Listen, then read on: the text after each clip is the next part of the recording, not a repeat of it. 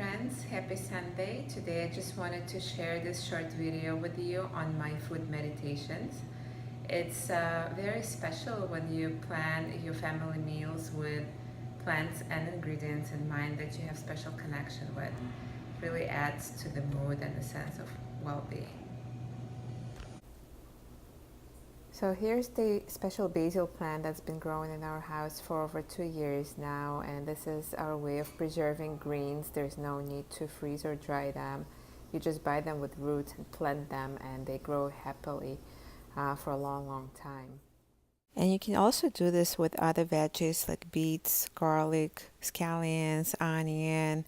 Root vegetables do not necessarily need to be replanted from seed. They can grow from kitchen scraps. And this is also a good way to save food and money because buying organic can get pricey, as you know. My other kitchen friend is the stunningly beautiful garlic that my friend Mariana brought from a Russian farm.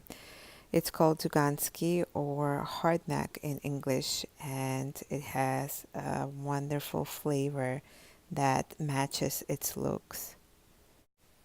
So I thought if I combined those two, garlic and basil, that would make a real nice solid base for pesto with a few additional ingredients. And it also came to me that it's really nice to be making foods like this intuitively based on what's available versus any preset recipes. Then it becomes a real meditation and a spiritual practice, the whole ritual of food growing and the ceremony of preparing it and the act of feeding ourselves becomes a deeply rewarding exercise. Collecting the basil leaves and touching and smelling them stirred this immense feeling of gratitude in me, and I felt like I needed to offer something back to the plant. So I watered it with whey that I had left over from my homemade cottage cheese that I make out of goat milk.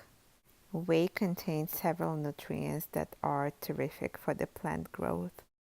I then added some pine nuts to the basil leaves and garlic, and hemp oil and grapeseed oil in equal proportions.